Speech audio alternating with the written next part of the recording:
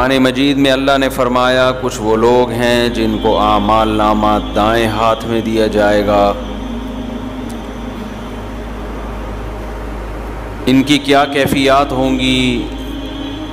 یہ اپنے اہل خانہ کی طرف لوٹیں گے اور کہیں گے اقرؤوا کتابیہ، لوگو میرے اعمال نامے کو پڑھو.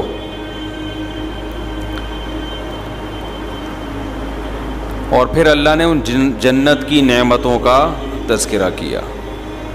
وہ تذکرہ بھی ہو چکا پچھلے بیانات میں. وَأَمَّا مَنْ أُوتِيَ كِتَابَهُ بِشِمَالِهِ، آگے قرآن کہتا ہے کہ جس کو اعمال نامہ بائیں ہاتھ میں دیا گیا، فَيَقُول، تو وہ کہے گا یا لیتنی لم اوت کتابیہ، ہائے کاش مجھے میرا اعمال نامہ نہ دیا جاتا. آپ کو پتہ ہے کسی طالب علم نے امتحان میں محنت نہ کی ہو اور اسے یقین ہو کہ میں فیل ہو جاؤں گا، اس کی خواہش ہوتی ہے کہ رزلٹ اناؤنس ہی نہ ہو، پیپر کینسل ہو جائیں. تو اسے جب اعمال نامہ دیا جائے گا یہ کہے گا کاش مجھے بتایا ہی نہ جاتا کہ میں نے کیا کیا ہے. وَلَمْ أَدْرِ مَا حِسَابِيَا، مجھے پتہ نہ چلتا کہ میرا حساب و کتاب کیا ہے. کاش. یا لیتہا کانت القاضیہ، ہائے کاش میری موت میرا کام تمام کر چکی ہوتی. کافر یہ سمجھتا ہے کہ مرنے کے بعد ہمارا نام و نشان ختم ہو جائے گا، لیکن جب قیامت کا سور پھونکا جائے گا، اعمال کے لیے بلایا جائے گا، تو اس کا یہ گمان ختم ہو جائے گا. اسے یقین ہو جائے گا کہ میرا خیال غلط تھا. وہ کہے گا کانت القاضیہ. دیکھیں دنیا میں انسان موت کو پسند نہیں کرتا، وہ چاہتا ہے مجھے زندگی رہے، میرا شعور برقرار رہے. لیکن جب اعمال نامہ دیکھے گا اس میں بتایا جائے گا تو نے فلاں وقت میں یہ کیا، تو نے فلاں وقت میں یہ کیا، تو نے فلاں وقت میں یہ کیا، ایک ایک چیز کو نمایاں کیا جائے گا. تو وہ کہے گا کاش کاش کاش موت قاضی ہوتی. قاضی کا مطلب میرا کام تمام کر چکی ہوتی. کچھ لوگ ایسے ہوں گے جن کے اعمال ان کے خیال میں بہت اچھے ہوں گے، لیکن قرآن ایسے بہت سے لوگوں کے بارے میں کہتا ہے الذین ضل سعیہم فی الحیات الدنیا وہم یحسبون انہم یحسنون صنعا.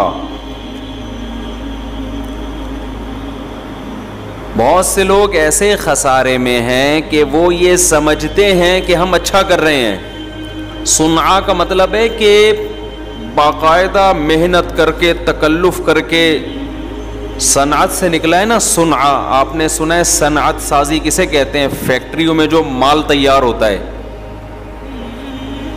ایک ہوتا ہے کام، ایک ہوتی ہے صنعت. دونوں میں فرق ہے. کام کا مطلب کچھ بھی کیا آپ نے، اس کو کیا کہیں گے؟ کام.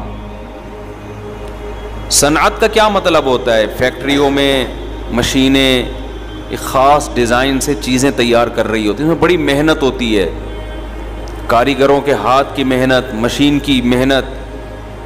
اس محنت کے بعد ایک پروڈکٹ سامنے آتی ہے. ایسی چیز کو مصنوع کہا جاتا ہے. مصنوع آپ نے سنا ہوگا نہیں، یہ مصنوعی کام ہے. کیا مطلب؟ محنت سے ڈیزائن کر کے بنایا گیا، نیچرل نہیں ہے، کہتے ہیں نا. مصنوعی آواز نکالنا مشکل ہے، آپ کی نیچرل آواز تو جو ہے وہ ہے. تو صنعت، صنعا، قرآن نے یہ بد نظری کے لیے بھی یہ لفظ استعمال کیا ہے. قرآن کہتا ہے قل للمؤمنین یغضوا من ابصارہم ویحفظوا فروجہم، نظر کی حفاظت کرو، شرمگاہ کی حفاظت کرو. آگے فرمائیں ان اللہ یعلم ما تصنعون، تعملون نہیں ہے، تصنعون یا یصنعون ایسے ہے. اللہ نے آگے ڈرانے کے لیے کہا کہ جو کچھ تم کر رہے ہو اللہ وہ جانتا ہے. تو یعمل کا مطلب عمل کرنا، یصنع کا مطلب یہاں پر کیا ہے؟ یہاں ہے جو صنعت سازی تم کر رہے ہو، اپنے عمل کو تکلف کر کے جو کچھ کر رہے ہو. اس میں اشارہ ہے کہ بد نظری کرنے والا اپنے لیے دلائل کے تانے بانے ملا کے اپنے ضمیر کو مطمئن کر کے برے کام کرتا ہے، وہ محنت کرتا ہے اس کے لیے، وہ یہ اتفاقی نہیں ہوتی.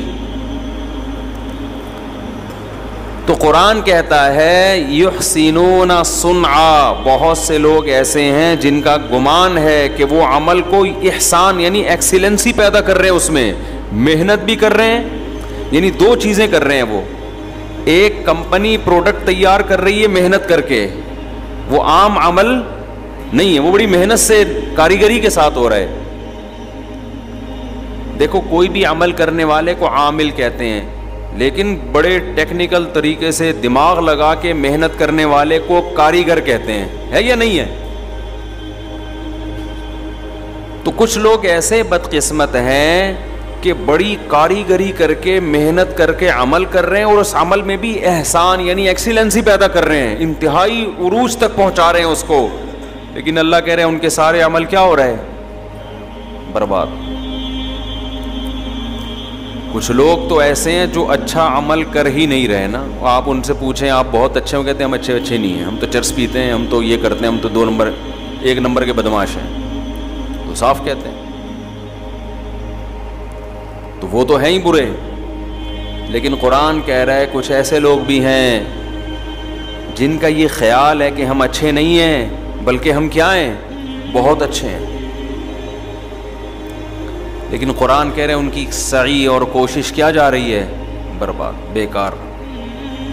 یہ کون لوگ ہیں؟ یہ وہ لوگ ہیں جنہوں نے اچھے کی ڈیفینیشن خود سے تراشی ہوئی ہے. اچھے کی ڈیفینیشن خود سے وضع کی ہے. یہ کہہ رہے ہیں ہم سے پوچھو اچھے کی ڈیفینیشن کیا ہے، ہم بتائیں گے، اور ہم اس معیار پہ پورے اترتے ہیں. بتائیں گے بھی آپ، اور پورے بھی کون اترتے ہیں؟ آپ اترتے ہیں اس پہ. دنیا میں آج جتنے لبرل لوگ ہیں نا جو مذہب کو نہیں مانتے، انہوں نے خود تراشا ہوا ہے اچھائی کو. نماز کوئی نہیں پڑھتا، کہہ رہے ہیں کوئی بات نہیں، اچھا تو ہے نا، دل کا تو اچھا ہے، کسی کا دل تو نہیں دکھاتا. روزہ نہ رکھے کوئی بات نہیں یار، روزہ تو ایک پرسنل چیز ہے، بندہ تو ٹھیک ہے نا، ملک کے قوانین کو تو فالو کرتا ہے، ٹیکس تو دیتا ہے. سب سے پہلے پتہ ہے کیا چیز مطلوب ہے؟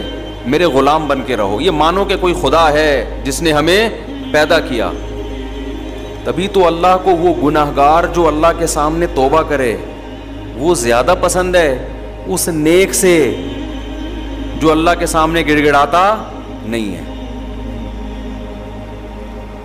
جس نیک میں یہ ہو کہ میں بہت اچھا ہوں، مجھے ضرورت ہی نہیں ہے معافی کی اور مجھے کوئی اللہ کے سامنے جھکنے کی، میں تو بہت صحیح ہوں، میں بالکل فٹ فاٹ صحیح چل رہا ہوں، میں غریبوں کو کھانا بھی کھلاتا ہوں، میں یہ بھی کرتا ہوں، میں یہ بھی کرتا ہوں، میں تو ٹیکس بھی وقت پہ ادا کرتا ہوں.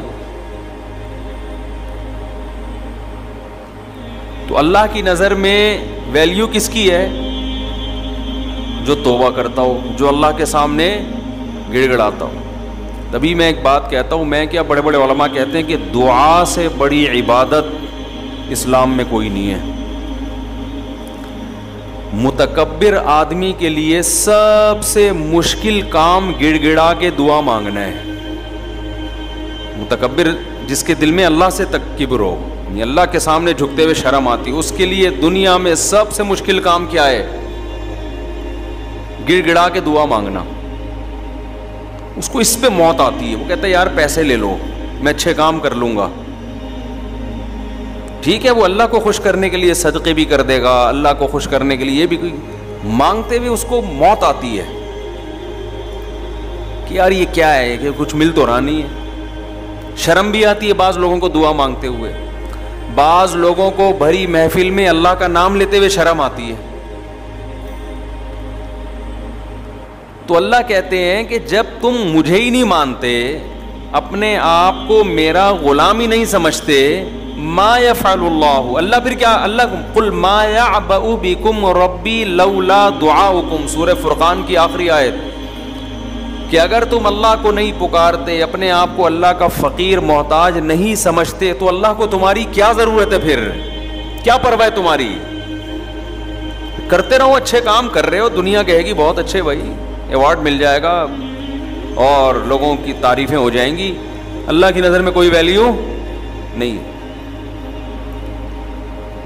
تو اس لیے دعا جو ہے نا، دعا انسان میں تواضع سکھاتی ہے۔